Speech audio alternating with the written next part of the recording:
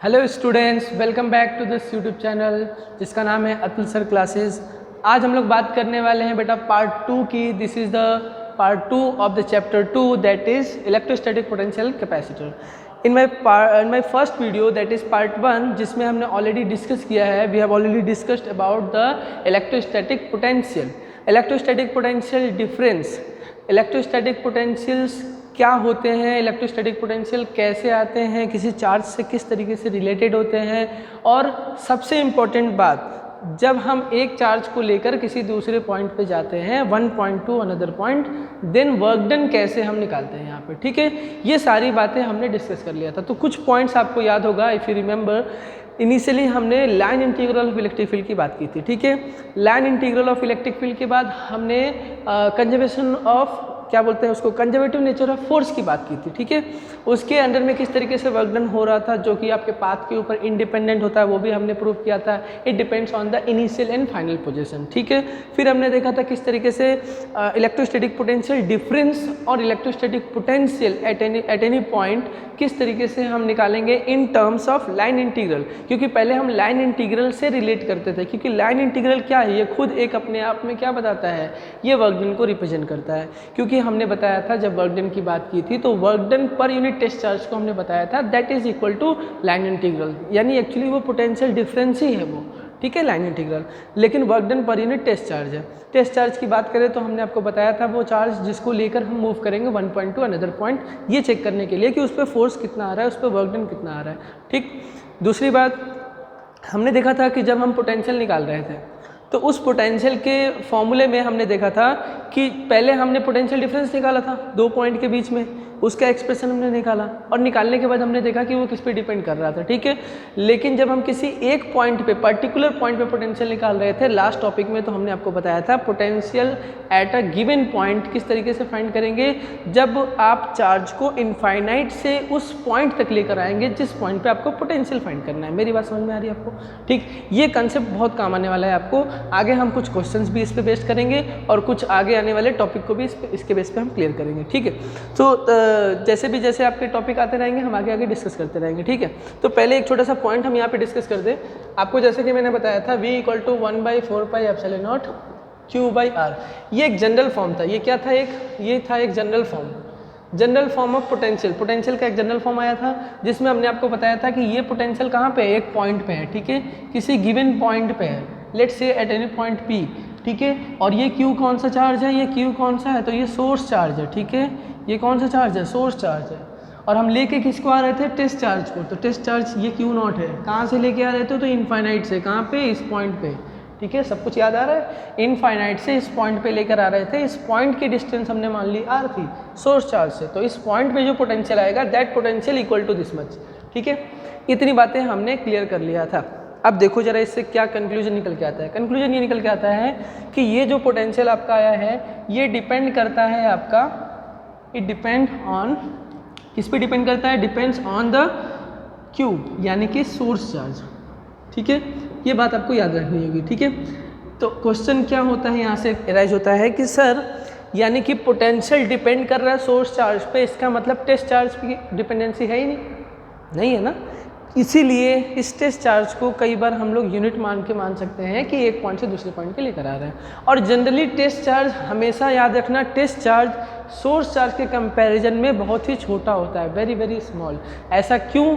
क्योंकि अगर आप इस टेस्ट चार्ज को बड़ा लेकर आओगे, मतलब बड़ी वैल्यू इस सोर्स चार्ज के कंपेरेबल वैल्यू, तो उस केस में क्या होगा, इसका जो फील्ड आएगा, इसका फील्ड या इसका जो इफेक्ट आएगा वो इस पे पड़ेगा, और इसका फील्ड और इसका फील्ड क्या होगा, कहीं ना कहीं न्यूट्रलाइज हो जाएगा, या कहीं ना कहीं एक दूसरे को अफेक्ट करेंगे। तो वहाँ पे जो एग्जैक्ट आना चाहिए इस पे वर्क डन या इंटरेक्शन, वो नहीं आ पाएगा उस सोर्स के वजह से। ठीक है, तो क्योंकि इसकी वजह से भी फिर उस पर इफेक्ट आने लगेगा। तो अभी हम मान के चलते हैं कि इस टेस्ट चार्ज की वजह से उस पर इफेक्ट अभी नहीं आ रहा है। क्यों? क्योंकि हमने इसको बहुत ही स्मॉल क्वांटिटी में माना है। ठीक है, पॉइंट चार्ज, स्मॉल चार्ज, बहुत ही छोटा टेस्ट चार्ज। तो ये सारी चीज़ें आपको पहले भी समझाया जा चुका है, इसमें कोई नई बात नहीं है। अब आते हैं जो नए टॉपिक पे, जिससे हम स्टार्ट करने वाले हैं, that is electrostatic potential of system of charge. ठीक है, तो जैसा कि हमने इसके पहले भी बताया था कि आपको एक प्रिंसिपल था, सुपरपोजिशन प्रिंसिपल। ठीक है, जरा एक मिनट रुकना बेटा, एक मिनट, जस्ट अ मिनट।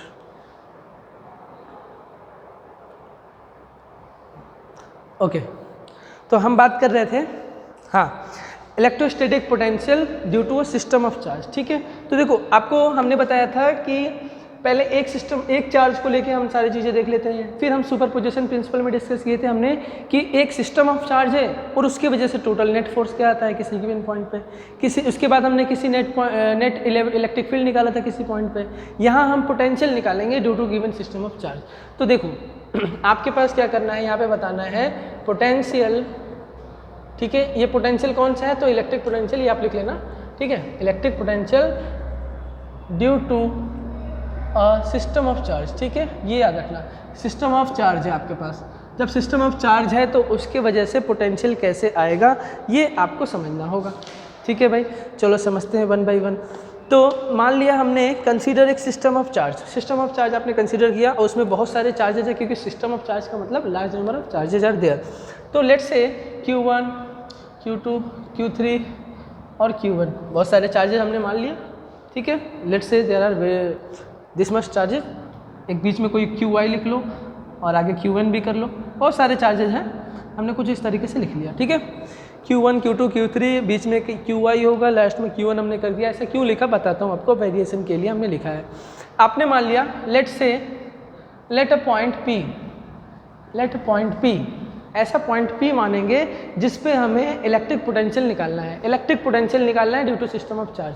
तो इन सारे चार्ज की वजह से हमें किसी given point, let say this is point P, इस पे पोटेंशियल निकालना है। ठीक, अब समझो पोटेंशियल का फॉर्मूला अभी इसके पहले हमने जो बताया था ना, उसी से रिलेट करना है आपको। तो चार्ज, ये कौन सा चार्ज है, सोर्स चार्ज है। ये कौन सा पॉइंट है जिस पे पोटेंशियल निकालना है। ठीक है, तो सोर्स चार्ज से ये डिस्टेंस हो गया लेट से R1। ठीक है, late say this is R2। ठीक है, this is R3। In similar way you can see this is Ri और ये Rn। मेरी बात समझ में आ रही है? ये हमने क्या लिखा है, distance from the source charge to this point.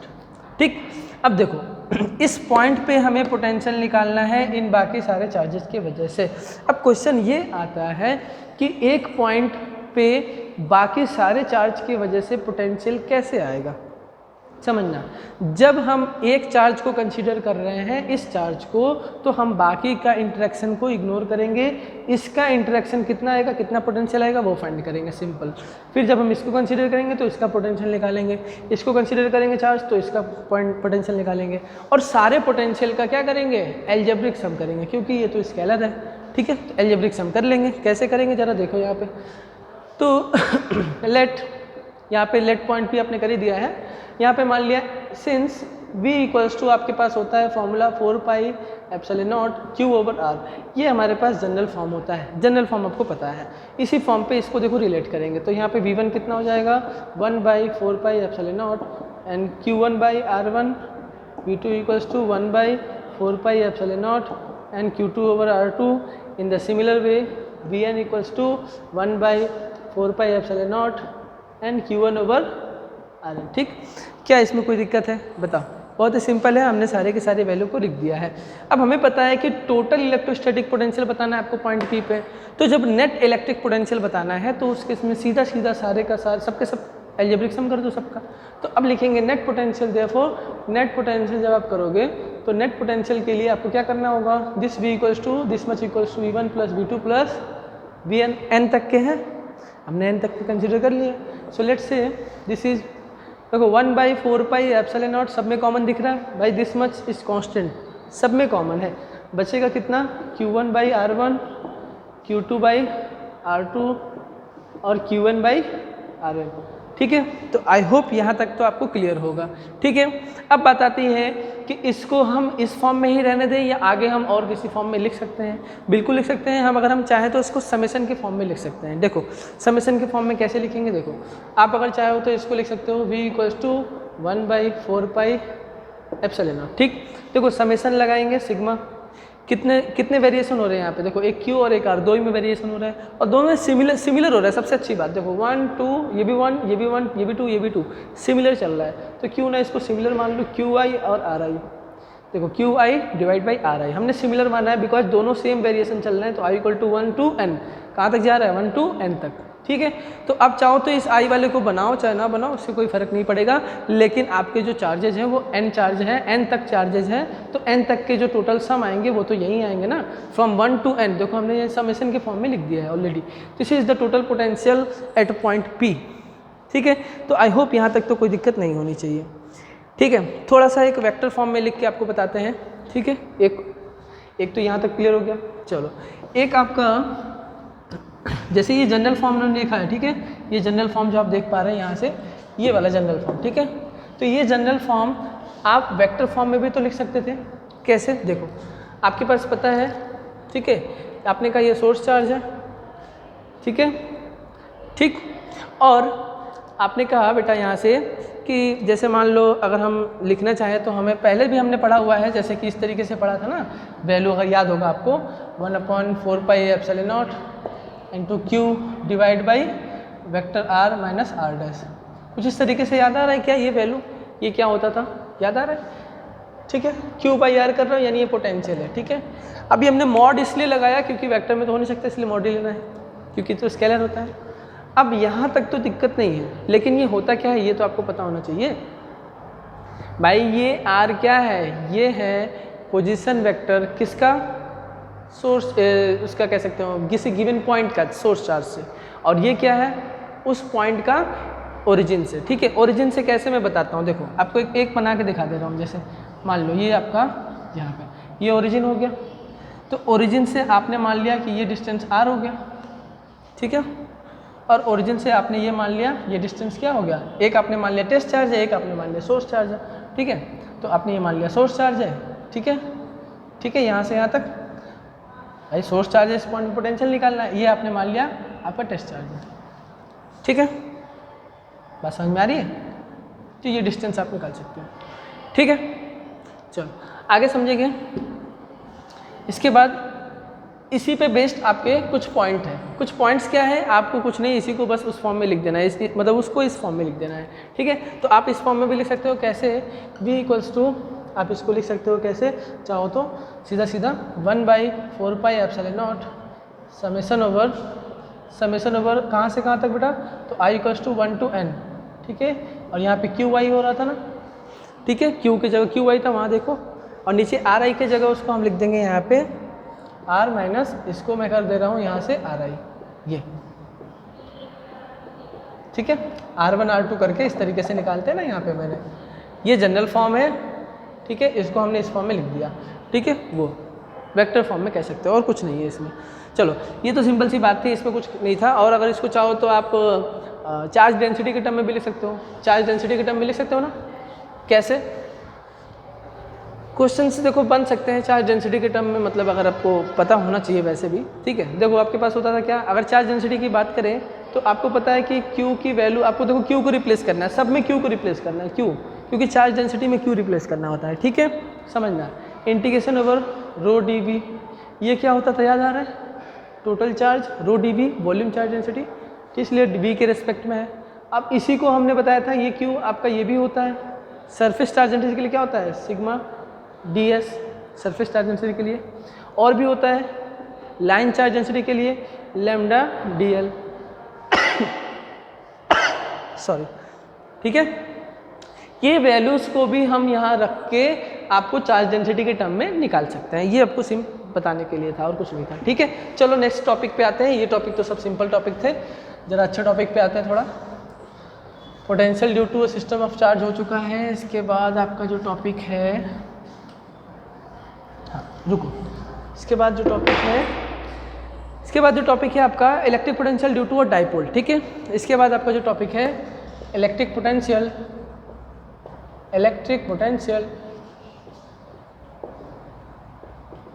Due to a dipole, ठीक है। एक इलेक्ट्रिक डाइपोल के लिए पोटेंशियल निकालना है। ये देखो अब ये आपका, ये फिर से हम वहीं पे आ गए जहाँ पे हमने इलेक्ट्रिक डाइपोल का क्या निकाला था? इलेक्ट्रिक फील्ड निकाला था, ठीक है। लेकिन इस बार आपको पोटेंशियल निकालना है। चलो ठीक है, पोटेंशियल लेकिन निकालने के लिए आपको फिर से 3 पॉइंट कंसीडर करना पड़ेगा। कौन कौन सा पॉइंट जल्दी बता दो? एक पॉइंट आपका एक्सियल लाइन, एक पॉइंट आपका इक्वेटोरियल लाइन, और एक पॉइंट आपका एनी पॉइंट, ठीक है। चलो तो पहले एक डायपोल बना ले, थोड़ा सा आपको रिवीजन भी हो जाएगा यहाँ से। Let's say minus Q plus Q, ठीक है भाई, minus Q plus Q. Let's से this the centre of the dipole, ठीक है। Let the distance is, you can say L into L लिखते हैं ना, या A लिख दो, उसमें कोई दिक्कत नहीं है, ठीक है। Let's say the distance between the यहाँ पे लिखते हैं ना 2a डिस्टेंस लिखते हैं। आपने मान लिया let's say the from the centre, centre से कितना डिस्टेंस है, किसी पॉइंट पे हम मान रहे हैं, पहला पॉइंट हम लिखेंगे यहाँ पे एक्सियल पे, ठीक है। पहला पॉइंट क्या है, ये एक्सियल पे, ठीक है। If the point is on axial line, ठीक है, तो point P is on axial line and at distance r from centre, ठीक है। यहाँ से हमने r डिस्टेंस मान लिया, ये r डिस्टेंस है, ठीक है।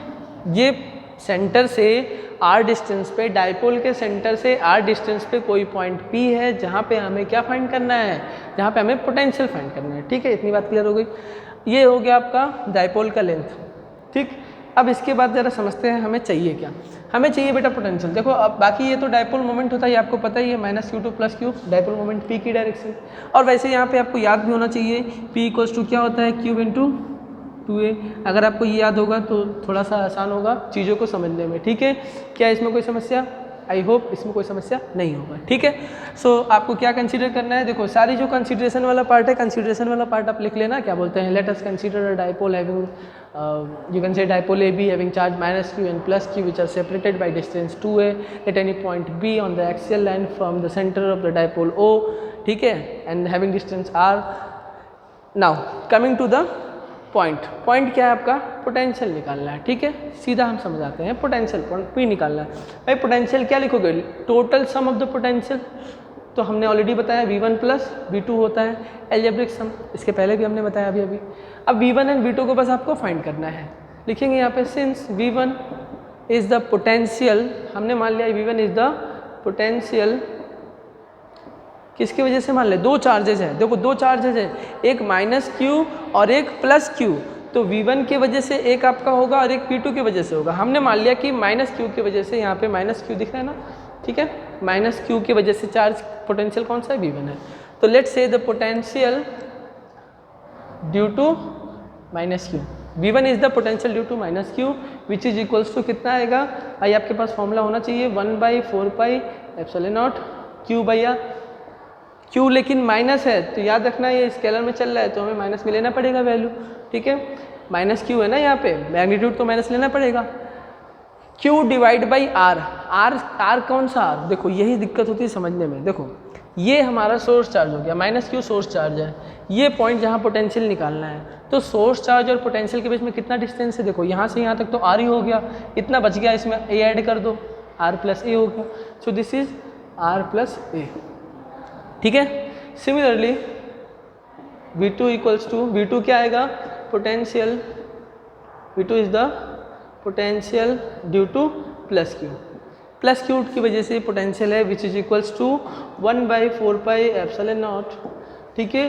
This is plus Q divide by distance from the plus Q charge. तो प्लस Q चार्ज से इस पॉइंट P की डिस्टेंस कितनी आएगी बेटा, जरा देखो यहाँ से, ये डिस्टेंस हमें चाहिए, तो टोटल R है, इसमें से A माइनस करोगे तो ये आ जाएगा कितना, that is R minus A। आई बात समझ में, R माइनस A, ठीक है। और बाकी तो पॉइंट P से चाहो तो ये वाला डिस्टेंस निकालना, यहाँ से यहाँ तक पूरा ये डिस्टेंस, तो ये तो पूरा अभी मैं बता चुका हूँ कितना होगा, यहाँ से यहाँ तक R है, इसमें ऐड कर देंगे तो ये R प्लस है, ठीक है। ये डिस्टेंस भी आपको पता होना चाहिए तभी आप यहाँ पे लिख सकते हैं वैल्यू, तो एक R प्लस है तो दूसरा R माइनस है होगा। ये आपका इलेक्ट्रिक डायपोल वाला ही है, बिल्कुल सिमिलर उसी के जैसा है। दोनों पोटेंशियल आ चुके हैं, आपको बस पोटेंशियल क्या करना है, रख देना है। देयरफॉर V इक्वल्स टू, देखो रखते ही आपको 1/4 pi epsilon not, 1/4 pi epsilon not common दिख रहा है, Q भी कॉमन दिख रहा है, Q भी कॉमन दिख रहा है, तो जितना कॉमन दिख रहा है उसका उतना कॉमन निकाल लो। Q/4 पाई एप्सिलॉन नॉट हमें कॉमन दिख रहा है, दिख रहा है नहीं दिख रहा बताओ, अरे भाई इतना कॉमन दिख रहा है हमने निकाल लिया। अब जितना बच गया वो लिख दो, माइनस बचा, माइनस Q बाहर आ चुका है यानी 1 बचेगा, नीचे R प्लस A बचा, R प्लस A बचा, ठीक है। यहाँ पे क्या बचेगा, देखो plus plus 1 divide by R minus है, 1 डिवाइड बाई R माइनस है। ज़रा देख लो यहाँ तक विजिबल है कि नहीं, आई थिंक यहाँ तक विजिबल तो होना चाहिए, ओके विजिबल है, ठीक है। चलो बस आपको ये वैल्यू आप क्या करना है, आगे सॉल्व कर देना है। देखो इसको सॉल्व करेंगे, Q/4 पाई एप्सिलॉन नॉट, इसको थोड़ा सा एलसीएम ले लो, एलसीएम लेके सॉल्व करो तो r plus A R minus A क्या होगा, R square minus A square, ठीक है।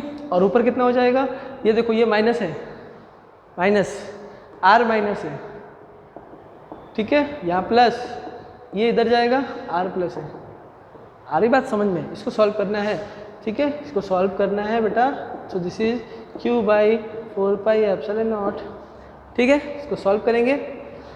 r देखो माइनस से मल्टीप्लाई करो, minus R minus minus plus A या प्लस आर प्लस ए, ठीक है, नीचे कितना आएगा R square minus A square, ठीक है भाई। देखो माइनस आर और ये माइनस आर कट गया, माइनस आर कट गया, minus R plus R sorry, A और ए बच गया, कितना हो गया, तो q इंटू 2a बच गया ऊपर, नीचे हो गया 4 पाई एप्सिलॉन नॉट, और यहाँ क्या आ गया R square minus A square. This is the remaining part R square minus A square.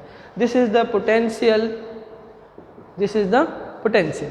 अब ये क्या है, ये एक जनरल फॉर्म आया है पोटेंशियल का भी, ठीक है, इसको थोड़ा सा हम सिंप्लीफाई करेंगे, ठीक है, इसको थोड़ा सिंप्लीफाई करेंगे कैसे, देखो एक्सियल लाइन पर भी पोटेंशियल निकाल रहे हैं हम लोग, यहाँ तक क्लियर है। देखो अब आपका जो पोटेंशियल है यहाँ पे q इंटू 2a दिख रहा है, इसमें सिंपल दिख रहा है, तो सिंपली आपको पता है कि अगर ये हम q इंटू 2a की बात करें तो ये तो कहीं ना कहीं p को रिप्रेजेंट कर रहा है, p के मैग्नीट्यूड को रिप्रेजेंट कर रहा है, यानी यहीं से हमने भी बताया आपको, क्योंकि p equal to q into 2a होता है, तो यहाँ पे मैग्नीट्यूड ऑफ p वेक्टर करोगे, इसका मतलब p तो आएगा which is equals to q into 2a। अरे बात तो सही है ना, so we can replace by p also, तो वहाँ से क्या लिखेंगे, therefore v equals to 1 by 4 pi epsilon naught, q into 2a को हमने p कर दिया, ठीक है, divide by R square minus A square, ठीक है, यहाँ तक क्लियर, ठीक है, देख लो यहाँ तक कोई दिक्कत। अब आता है बात थोड़ा सा शॉर्ट डाइपोल की बात करते हैं, क्योंकि ये कंडीशन तो हमारे जनरल कंडीशन है। अब लिखेंगे for short dipole, for short dipole. Short dipole का क्या मतलब होता है कि डाइपोल का लेंथ क्या है, छोटा है। जब डाइपोल का लेंथ छोटा होगा तो इसमें ए की जो वैल्यू दिख रही है, ये भी है और ये भी है, ये भी तो छोटा होगा ना, किसके कंपैरिजन में, इस आर के कंपैरिजन में इस ए की वैल्यू छोटी हो जाएगी। भाई आर तो एक पर्टिकुलर डिस्टेंस है ना, जिस पॉइंट पे हम पोटेंशियल निकाल रहे हैं, पॉइंट पी पे, तो उस आर के कंपैरिजन में ए बहुत ही छोटा होता है। ये तो हम पहले भी डिस्कस कर सकते हैं, यानी हमने बताया था आपको कि A will be very very less than R, इस केस में ये हो जाएगा, तो ए स्क्वायर भी आर स्क्वायर से छोटा हो जाएगा इसका मतलब। तो इसी केस में हम क्या लिख सकते हैं, देयरफॉर ए स्क्वायर को क्या कर लेंगे, नेग्लेक्ट कर देंगे, ठीक है, ए स्क्वायर को क्या कर देंगे, नेग्लेक्टेड। और जब ए स्क्वायर नेग्लेक्ट कर दोगे, यहाँ से ये हट जाएगा, तो क्या बचेगा, सिर्फ आर स्क्वायर बचेगा। So the potential will be, अब पोटेंशियल कितना आएगा आपका, so the net potential will be, अब आपका नेट पोटेंशियल आ जाएगा कितना, that is v equals to 1 by 4 pi epsilon naught. वहाँ से देखो जरा क्या दिख रहा है, p, ये p स्मॉल है, याद रखना, ठीक है, small p divide by R square ही तो बचेगा ना, ये तो हट गया। तो देखो एक फॉर्मूला आपको ये याद रखना है, q into 2a, q into 2a को रिप्लेस करके p के फॉर्म में लिखा है, जनरल फॉर्म जरूर आपको पता होना चाहिए। उसके बाद ये आता है दैट इज आपका specific for the short dipole, ठीक, और जनरली यही यूज भी होता है शॉर्ट डाइपोल के लिए, तो आप इसको भी याद कर सकते हो।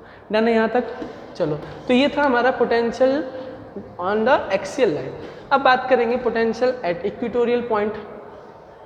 इक्वेटोरियल लाइन पे कोई पॉइंट है जिस पे पोटेंशियल फाइंड करना है, बहुत ही सिंपल है। देखो मैं आपको यहाँ पे समझा दे रहा हूँ, सारी चीज़ें बहुत ही आराम से क्लियर हो जाएगी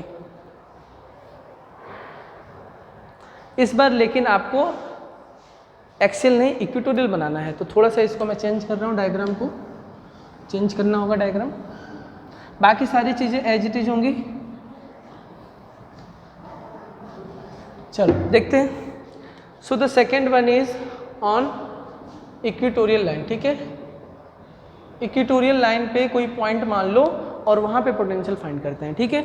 सो let's say the dipole having charge minus q plus q having centre O which are separated by certain distance 2a, तो 2a होता है तो यहाँ तक हाफ और यहाँ तक हाफ, ठीक है, हाफ हाफ हो जाएगा which is a and a, ठीक है। नाउ इसका एक्सियल मतलब ये, सॉरी एक्सियल नहीं, इक्वेटोरियल मतलब ये परपेंडिकुलर लाइन, ठीक है। इस पे कोई पॉइंट है, इस पे कोई पॉइंट है P, इस पे कोई पॉइंट है P, जिस पे हमें क्या निकालना है, डायपोल फाइंड करना है। तो इस पॉइंट पे जिस देखो जहाँ पे भी आपको डायपोल बोल रहा हूँ सॉरी, पोटेंशियल सॉरी, जहाँ पे भी आपको पोटेंशियल फाइंड करना है उस पॉइंट से सोर्स चार्ज के डिस्टेंस को तुरंत मेजर कर लो, काम खत्म। देखो क्योंकि हम पता है सोर्स चार्ज पे डिपेंड करता है और सोर्स चार्ज से पॉइंट की डिस्टेंस कितनी है उस पर डिपेंड करता है। तो ये पॉइंट है, ये सोर्स चार्ज है, ये पॉइंट है, ये सोर्स चार्ज है। तो सोर्स चार्ज होगा एक तरीके से, एक माइनस क्यू एक प्लस क्यू, दोनों की वजह से पोटेंशियल आ जाएगा। अब देखो हमने मान लिया कि सेंटर से ये पॉइंट P कितने डिस्टेंस पे है, तो हमने मान लिया यहाँ से यहाँ ये R डिस्टेंस पे, कितना है डिस्टेंस, R डिस्टेंस पे है। बहुत ही ध्यान से समझना, ये R डिस्टेंस पे है, ये A हो गया, तो ये A ये R, तो ये कितना आएगा, this is under root A square plus R square. कैसे आया ये, तो भाई ये 90 होता है, राइट एंगल ट्रायंगल हो गया, लगा देना आप। सिमिलरली ये भी आएगा A square plus R square, भाई R ये है, A ये है, A square plus R square आ जाएगा। तो ये हाइपोटेनस सेक्टर ही मान लो, दोनों डिस्टेंस आ चुका है। अब आपको एक चीज़ कॉमन नज़र आ रही होगी, डिस्टेंस तो दोनों का सेम है लेकिन साइन दोनों का अपोजिट है। तो इसका मतलब कि यहाँ पे नेट पोटेंशियल क्या आने वाला है, आपका 0 आने वाला है ना। बाकी तो डायपोल मोमेंट माइनस से प्लस क्यू हो तो आपको पता ही है, या बनाओ चाहे ना बनाओ फर्क नहीं पड़ता, ठीक है। मैग्नीट्यूड आपको पता होना चाहिए, वो जब हम डायरेक्शन की बात करेंगे तब आपको बनाना पड़ता है। बाकी तो यहाँ पे सब स्केलर में चल रहा है, कोई दिक्कत नहीं है। So the net potential is V1 plus V2 as we know, principle of superposition हर जगह लगाना है आपको, बस यहाँ आपको अलजेब्रिक सम कर देना, पहले वेक्टर सम था कुछ और था। देखो तो पहले V1 किसके लिए निकालेंगे, V1 इज द पोटेंशियल, यहाँ लिखेंगे आप potential due to minus Q, और ये क्या है, potential due to plus Q charge, ठीक है। तो देखो जब माइनस क्यू के लिए देखेंगे, माइनस क्यू से डिस्टेंस लेंगे आप, तो 1/4 पाई एप्सिलॉन नॉट तो आपको लेना ही पड़ेगा, ठीक है। लेकिन ये डिस्टेंस माइनस क्यू बाई, अब आपको R लेना पड़ेगा। R की जगह कितना है यहाँ पे, अंडर रूट में दे रखा है A square plus R square. बेटा जरा ये समझो, ये डिस्टेंस देखो माइनस क्यू से ये डिस्टेंस दिख रहा है ना, ठीक है, ये प्लस दूसरा आपका 1/4 पाई एप्सिलॉन नॉट, ठीक है, and plus Q divide by again under root A square minus plus R square, sorry A square plus R square. अब जरा इन दोनों वैल्यू को देखो, एक माइनस के साथ एक प्लस के साथ, तो क्या ये बेटा पूरा का पूरा नहीं कट जाएगा, बिकम्स 0, वैल्यू बिकम्स 0, सिंपल सी बात है।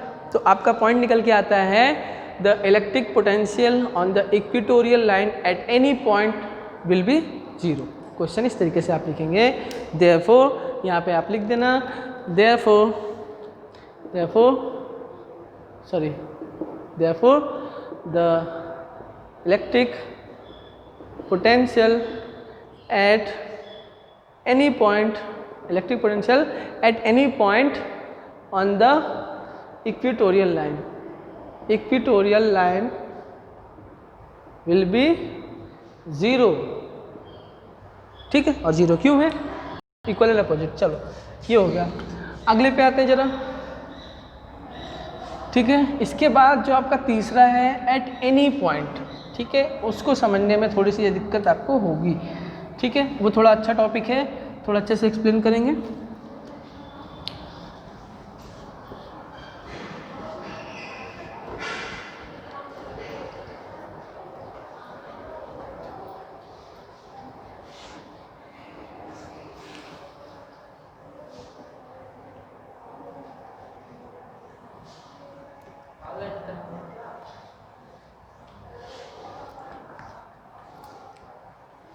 Okay, so the third topic is potential, electric potential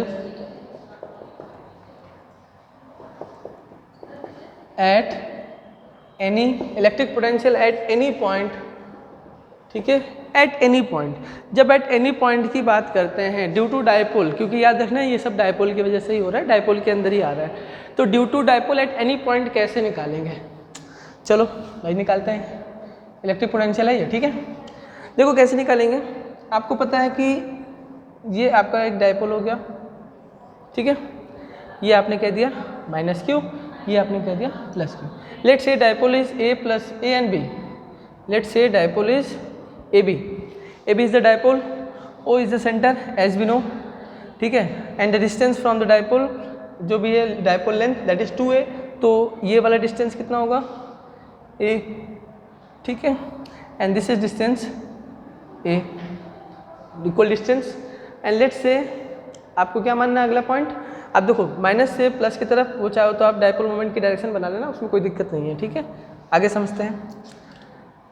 किसी भी पॉइंट P पे आपको बताना है, सबसे ज़रूरी चीज़ किसी पॉइंट P पे बताना है, तो उस पॉइंट P की डायरेक्शन आपको ज़रूरी है। तो हमने मान लिया let's say eight any point P, let's say eight any point P जो कि ना तो एक्सियल में है ना इक्वेटोरियल में है, तो कहाँ पे है, उनके बीच में किसी पॉइंट पे है। So let's say it makes some angles, कुछ एंगल बना रहा है, ठीक है, कुछ एंगल बना रहा है। Let's say it makes angle with the horizontal is theta, ठीक है, हॉरिजॉन्टल के साथ कुछ एंगल बना रहा है और अब वो पॉइंट अब P यहाँ पे है, ठीक है, ये बात क्लियर हो गई। अब इस पॉइंट पे हमें पोटेंशियल निकालना है, तो अभी इसके पहले हमने बताया था जिस भी पॉइंट पे पोटेंशियल निकालना है वहाँ से तुरंत सोर्स चार्ज के डिस्टेंस को मिला लो। तो भैया सोर्स चार्ज तो यही है हमारे पास, एक तो ये हो गया और एक हमारे पास ये दिस वन, थोड़ा इसको सही कर लें, ठीक है, लाइक दिस, चलो ठीक है। सो लेट्स से ये हमारा क्या है डिस्टेंस, हमने Q1 की वजह से मान लिया ये डिस्टेंस R1 है, दिस वन डिस्टेंस, और P2B ये डिस्टेंस क्या है R2 है, और ये P2O यानी सेंटर से हमने मान लिया इस पॉइंट की डिस्टेंस कितना है, तो ये R है, ठीक है। ये तीनों चीज़ें क्लियर हो गई, ठीक है। बाकी आप जानते ही हो P की डायरेक्शन -2 आप बना सकते हो, इसमें कोई दिक्कत है क्या बताओ। देखो कुछ चीज़ें आपको कंसीडर करनी पड़ती है, जैसे इसमें कंसीडरेशन वाली चीज़ें होती हैं वो आप लिख लेना फिर से। देखो हर क्वेश्चन में जब भी आपको डेरिवेशन का पॉइंट आता है, डेरिवेशन में आपको ये चीज़ें लिखनी पड़ती है, 3-4 लाइन इंटू पार्ट में। Consider a dipole AB of length 2a, let a point P which are placed at r distance from the center of the dipole, ठीक है। now the distance, let distance AP, देखो याद रखना ये चीज़ें, AP हमने मान रखा है यहाँ पे R1 and BP that is R2, okay, which is the distance from the source charge -Q and +Q, ठीक है। अब उसके बाद निकालेंगे पोटेंशियल P। देखो जब P पे पोटेंशियल निकालेंगे तो फिर से हमने आपको पता है वही सारी चीज़ें हैं जो आपके पास था, क्या था, देखो थोड़ा समझाते हैं, ठीक है। टोटल पोटेंशियल आपको निकालना है, ठीक है। So let's say V equals to V1 + V2 as we know, जैसा हमें पता था, ठीक है। So therefore V equals to क्या होगा 1/4πε0, ठीक है। V1 किसकी वजह से, -Q1 की वजह से, this is -Q divide by R1, distance is R1, ठीक है। पॉइंट P की सोर्स से डिस्टेंस कितना है R1, दूसरा है 1/4πε0 and Q divide by R2, ये तो प्लस में इसको लिखो ना लिखो बात बराबर ही है, ओके। 1/4πε0 एंड Q दोनों चीज़ें कॉमन ले लो, तो Q/4πε0 कॉमन ले लिया आपने, Q divide by 4πε0 will be common, in bracket क्या आएगा, यहाँ से आएगा -1/R1 + 1/R2, आया कि नहीं आया। इसको थोड़ा सा आप चेंज करेंगे किस फॉर्म में, Q/4πε0, इसको ज़रा रिवर्स कर लो, रिवर्स करोगे 1/R2 पहले आएगा, -1/R1 हमने कर दिया, ठीक है। We can write like this. बस यहाँ आने के बाद और आपको थोड़ा सा कुछ करना होगा, थोड़ा सा चेंजेस करना होगा, हालांकि मुझे लगता है यहीं पे रहने दो, इसके बाद हम जो है कंडीशंस को यहाँ पे क्लियर करते हैं 1 बाई 1। तो इसको इक्वेशन मान लो, कोई भी इक्वेशन, जरा इसमें पुट करेंगे वैल्यू किसकी, R1 और R2 की। बस इसमें आपको करना क्या है, R1 और R2 की वैल्यू पुट कर देनी है। लेकिन ये R1 और R2 की वैल्यू इतनी आसान तरीके से आप नहीं निकाल पाएंगे, आपको निकालने के लिए थोड़ा सा तकलीफ करना होगा। आओ तकलीफ करते हैं थोड़ा सा, देखो कहाँ पे, देखो करना ये है आपको कि ये जो देखो ये इस A के तो कोई काम है नहीं, मैं इसको इरेज कर सकता हूँ, आपको पता ही है ये A होगा, ठीक है, क्योंकि मुझे फिगर आगे नीचे ड्रॉ करना है, ठीक है। यहाँ मैं A मान ले रहा हूँ, ये A मान लिया, ठीक है,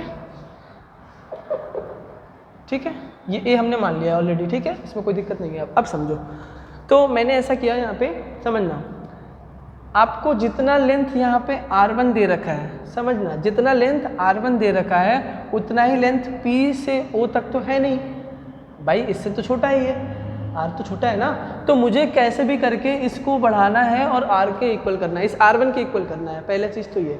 तो उसके लिए हम कैसे करते हैं, उसके लिए हम परपेंडिकुलर ड्रॉ करते हैं। देखो ये लाइन को एक्सटेंड करते हैं, क्या करते हैं, एक्सटेंड दिस लाइन PO, ठीक है, and draw a perpendicular from this point. इस पॉइंट से एक परपेंडिकुलर ड्रॉ कर लो, इस पॉइंट से एक परपेंडिकुलर ड्रॉ कर लो, तुरंत समझ में आ जाएगा आपको। ये समझ गए, नहीं समझे, फिर से बताता हूँ।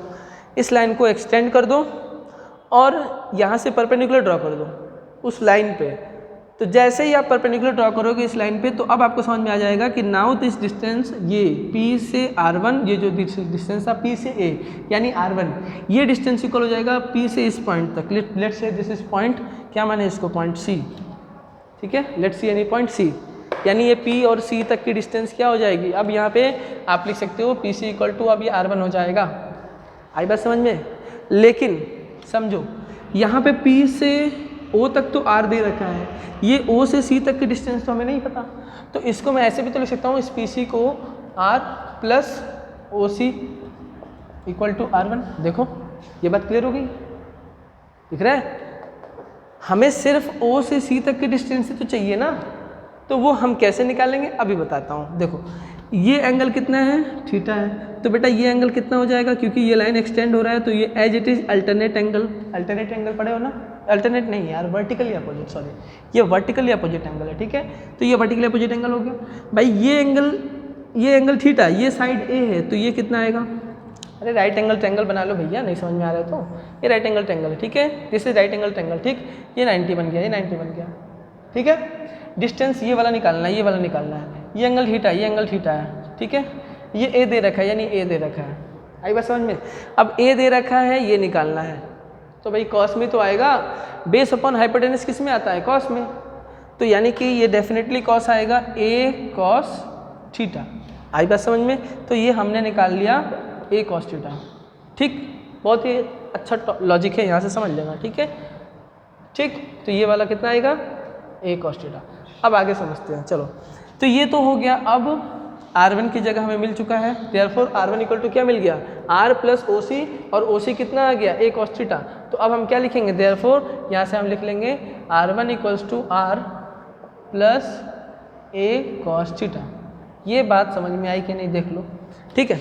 चलो दूसरा फॉर्म देखते हैं जरा। दूसरा वैल्यू जब निकालते हैं, जब दूसरी वैल्यू निकालेंगे तो हमें R2 चाहिए, दूसरे के लिए क्या चाहिए, R2 चाहिए। लेकिन R2 और R1, R के बीच में अगर डिस्टेंस देखोगे, R2 और R के बीच में, तो ये R क्या है, ये जो R है आपका, जो बीच से जा रहा है ना, ये सेंटर वाला R, ठीक है, ये जो R है आपका, ये R इस R2 से बड़ा है, इस R2 से ये R बड़ा है, तो मुझे इस R2 की वैल्यू चाहिए, तो इस R में से कुछ माइनस करना पड़ेगा। कितना माइनस करेंगे, तो एग्जैक्टली यहाँ से परपेंडिकुलर ड्रॉ कर लो, जैसे इसमें ड्रॉ किया था ना, एग्जैक्टली परपेंडिकुलर ड्रॉ कर लो, बस और कुछ नहीं। परपेंडिकुलर जैसे ही आपने ड्रॉ किया इस पे, ठीक है, let's see this is the point D। अब आपको पता चल गया कि ये जो O से D तक की डिस्टेंस है, बस हमें ये फाइंड करना है, तो काम हमारा हो जाएगा। नाउ यू कैन से कि अब ये R2 जो होगा, ये R2 यहाँ से यहाँ तक जो है R2 है, ये R2 अब किसके इक्वल हो जाएगा, PD के, किसके इक्वल हो जाएगा, PD के, ठीक है। आई बात समझ में। जैसे यहाँ पे हमने निकाला था ना R1 इक्वल टू PC, यहाँ R2 इक्वल टू PD आ जाएगा। लेकिन आप PD को इतनी आसान तरीके से निकाल नहीं पाओगे। जैसे यहाँ पे PC को हमने R प्लस OC किया था, यहाँ पे PD को हम कैसे निकालेंगे, तो PD को इस पूरा R, यहाँ से यहाँ तक R है, हमारा समझना, ये PO पूरा R है, PO इज R, तो इस R में से इस OD को माइनस करेंगे, तो R माइनस OD करोगे तो ये अपने आप R2 आ जाएगा। समझ लो फिर से एक बार, इस पूरे R में से इस OD को माइनस कर दोगे तो ये वाली वैल्यू आ जाएगी। ये R पूरा है, यहाँ से यहाँ तक है ये R, ठीक है, ठीक।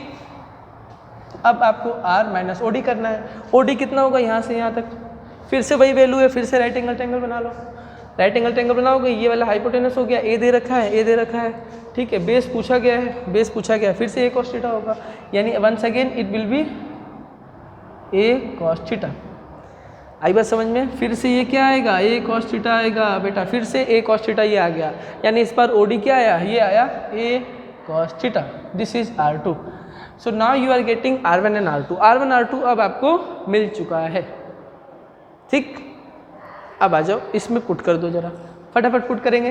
Therefore the value will be V equals to Q upon 4 pi epsilon naught in bracket 1 by R2।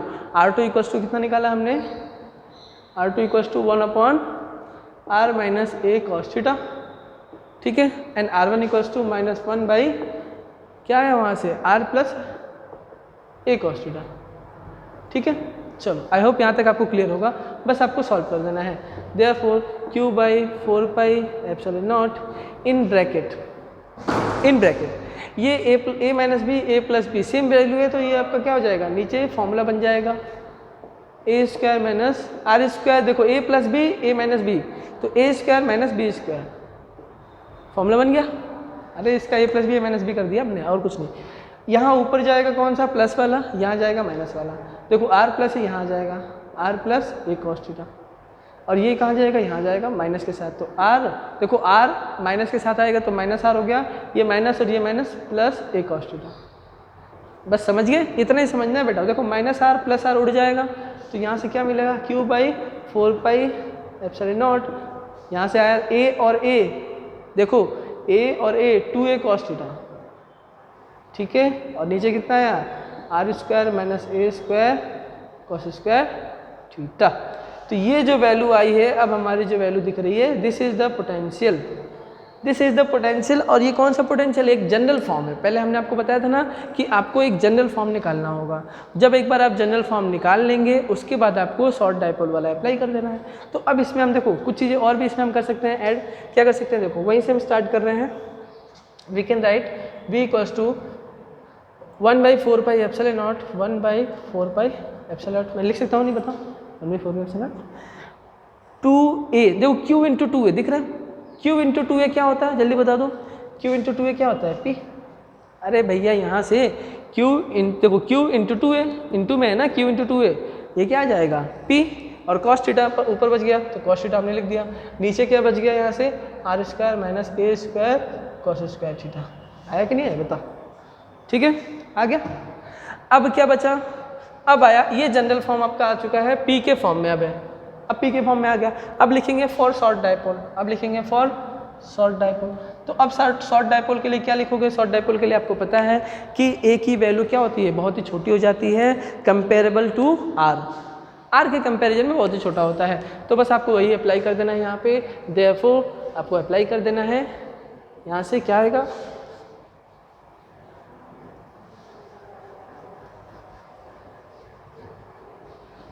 हाँ देखो क्या आएगा, यहाँ से शॉर्ट डाइपोल के लिए r is greater than a बहुत छोटा हो जाएगा ना, ठीक है।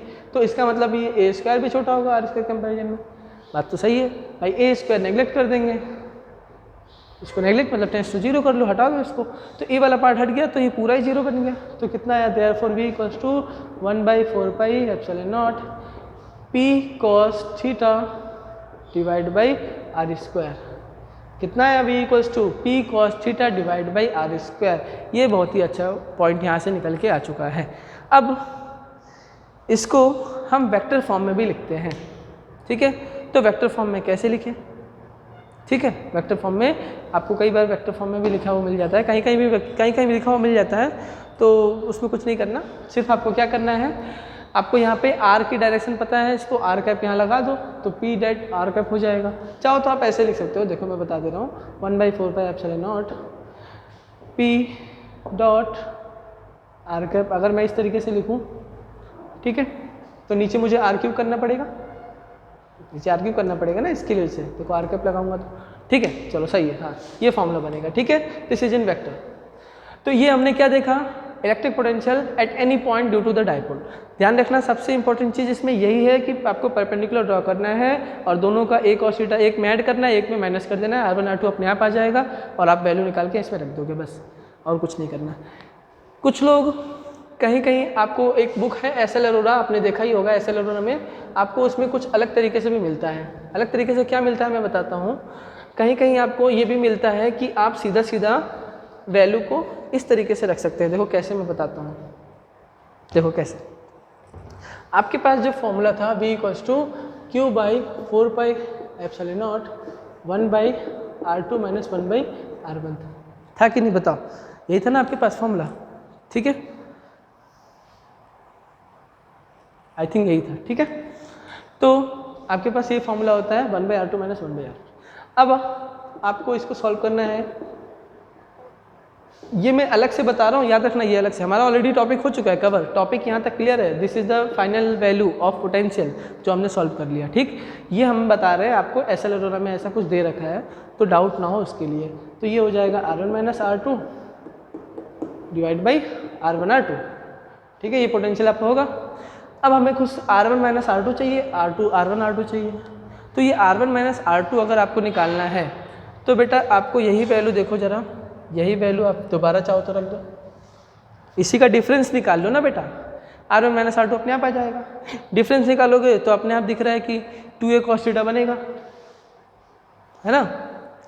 डिफरेंस इनका जब निकालोगे एक्चुअली ये डिफरेंस ही होता है, तो ये ऊपर आता है कितना 2a cos थीटा आ जाता है। कहाँ से आएगा, डिफरेंस निकाल लोगे देखा आ जाएगा। ये R1 R2 में बड़ा कन्फ्यूजन होता है, ये R1 और ये R2 इंटू जो दे रखा है R1 इंटू R2 ये R के स्क्वायर के इक्वल होता है। इसका क्या मतलब है, ये हार्मोनिक मीन हम समझते हैं ना, हार्मोनिक मीन एक तरीके से जब दो वैल्यू आपके ऑलमोस्ट इक्वल हैं, देखो ये वैल्यू छोटी है ये वैल्यू बड़ी है तो ये वैल्यू उसके बीच में आएगी ना R, तो उन दोनों का प्रोडक्ट इक्वल टू इसके इक्वल हो जाएगा। ये एक्चुअली हार्मोनिक मीन में ऐसा पढ़ा जाता है, ठीक है। तो ये कहीं ना कहीं हार्मोनिक मीन में होता है, इसको R स्क्वायर लिख देते हैं बस सिंपली, बस आपको मिल गया Q/4πε0। तो अब आपको देखो वैल्यू मिल चुका है, बाई Q इंटू 2AP हो गया, P cos थीटा यहाँ से हो गया ऊपर, नीचे ये R स्क्वायर हो गया और ये 1/4πε0 हो गया। तो कितना सिंपल में आ गया यहाँ से भी, ये वही चीज़ है ना, देखो जो हमने निकाला था। लेकिन जो हमने बताया आपको डिटेल में बताया है कि आपको कहीं भी डाउट नहीं होगा और आपको पूरा एक एक एक्सप्लेनेशन निकाल के बताया है। सो आई होप आपको वहाँ तक क्लियर होगा, ठीक है। चलो तो ये टॉपिक था हमारा electric potential at any point, ठीक। इसके बाद हम बात करते हैं electric field as a gradient of potential, जो हमारा टॉपिक है, ठीक है। इसका क्या मतलब है ज़रा समझेंगे, ज़रा क्वेश्चन को ज़रा देखो फटाफट।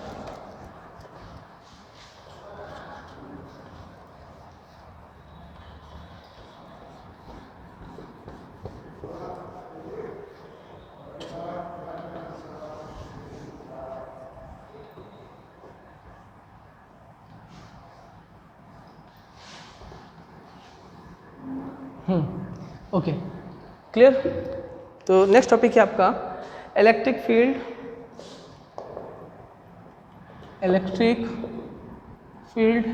As a gradient of potential, ठीक है। Electric field as a gradient of potential, इसका क्या मतलब है पहले वो समझ लेते हैं, फिर उसके बाद हम थोड़ा इसको डिस्कस करते हैं आगे, ठीक है।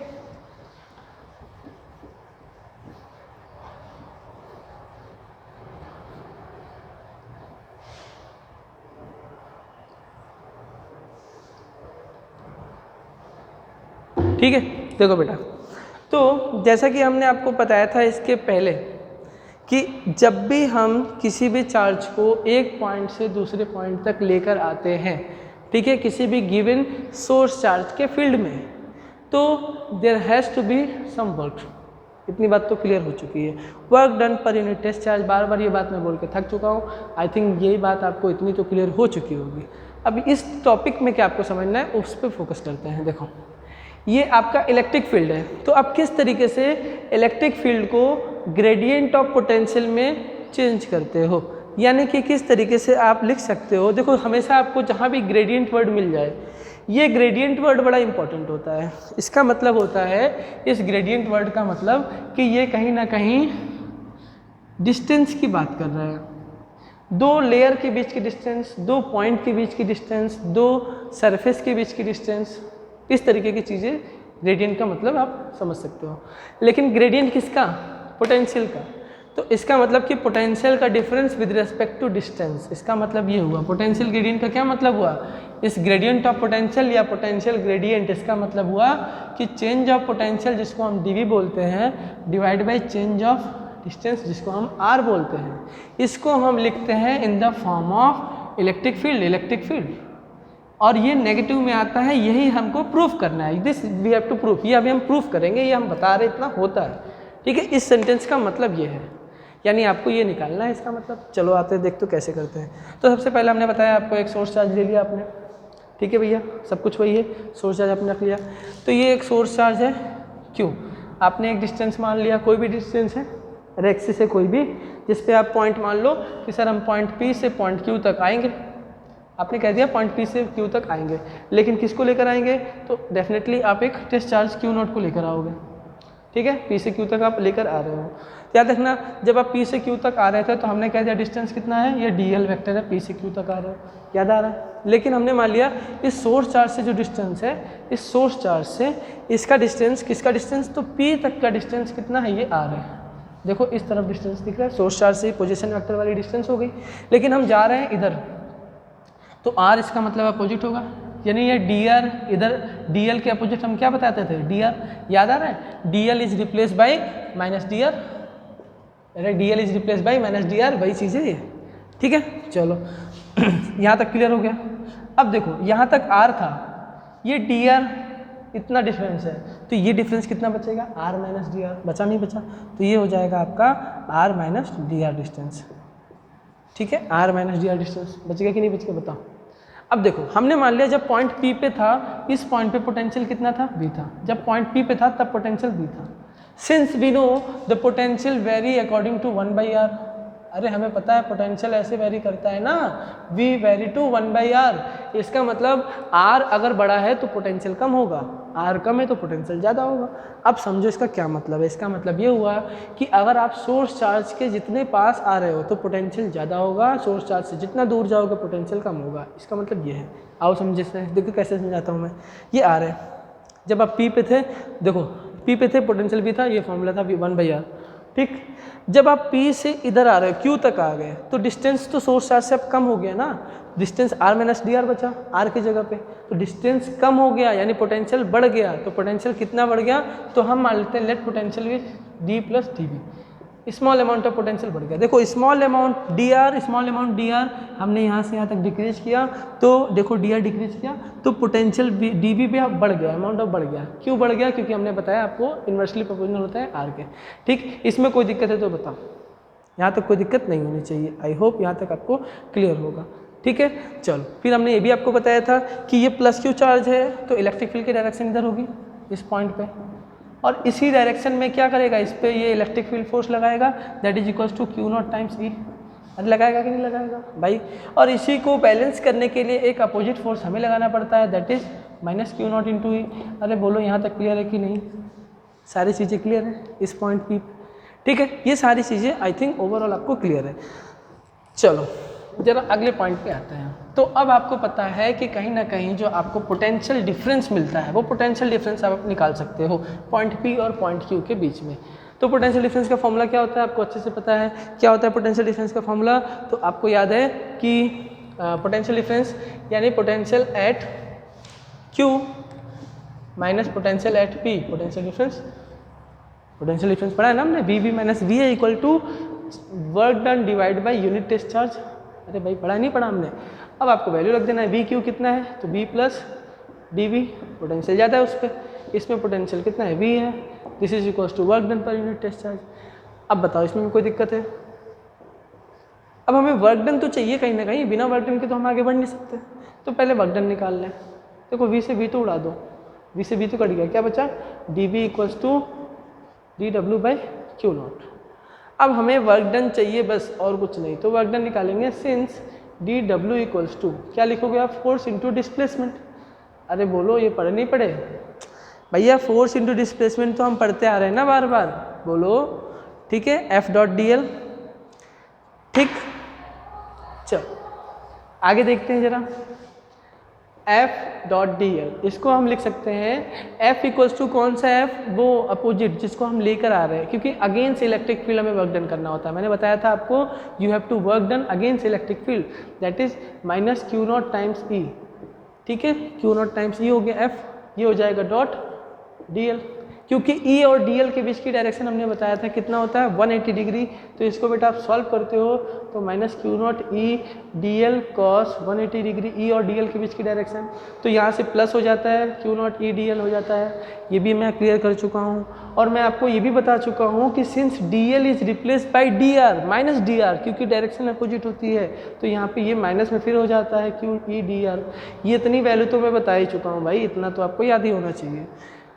Just replace this value d W, put it here, तो क्या आएगा? D B equals to d W कितना है आपके पास? तो minus Q naught E d r, है कि नहीं, डिवाइड बाई ये क्या है, क्यू नॉट है कि नहीं भाई। ये क्यू नॉट से क्यू नॉट उड़ गया, यहाँ से ये माइनस दिख रहा है आपको, ये माइनस यहाँ अच्छा नहीं लग रहा है, इसको इधर भेजो तो ये डी बी हो जाएगा माइनस के साथ, ठीक है ना, माइनस के साथ डी बी हमने कर दिया, ठीक, माइनस डी बी। और ये डी आर भी यहाँ अच्छा नहीं लग रहा है, इसको भी यहाँ भेज दो, तो यहाँ के लिए क्या बच गया, ये आ गया। That is the value of electric field in the form of potential gradient. आया कि नहीं आया, देखो तो यही तो था हमारा gradient of potential, E equals to minus D B by D R. देखो look at that and look at that, कैसे आया आप देख सकते हो, बस कुछ नहीं किया, हमने पोटेंशियल डिफरेंस निकाल लिया। तो यहाँ से जो पॉइंट निकल के आया, ये पॉइंट क्या बताता है, therefore electric field at a point is equal to negative gradient of potential. ठीक है, याद रखना, electric field at any point is equal to, ये क्या है आपका, नेगेटिव ग्रेडियंट ऑफ पोटेंशियल। ठीक है, नेगेटिव ग्रेडियंट ऑफ पोटेंशियल, ये इसका मतलब है। ठीक है, ये बात क्लियर हो गई। अब यहाँ तक आपको जब क्लियर है तो इसके बाद जो आपका जो टॉपिक है उसको हम थोड़ा सा आगे डिस्कस करेंगे। आपके आज के वीडियो में इतना काफ़ी है, आप चाहो तो इसको मॉड में भी लिख सकते हो, कहीं कहीं आपको ऐसे मॉड में भी मिलता है, तो आप इसको d V by D r mod में लिख सकते हो, क्योंकि मॉड में तो पॉजिटिव वैल्यू भी आती है। वैसे नेगेटिव साइन का मतलब क्या है मैं बताऊँगा इसके बाद अगले वीडियो में। ठीक है, सो आई होप काफ़ी टाइम हो चुका है और आपको यहाँ तक क्लियर होगा। नेक्स्ट वीडियो में हम बात करेंगे अगले पार्ट की, तब तक के लिए वीडियो को देखते रहें। Thank you.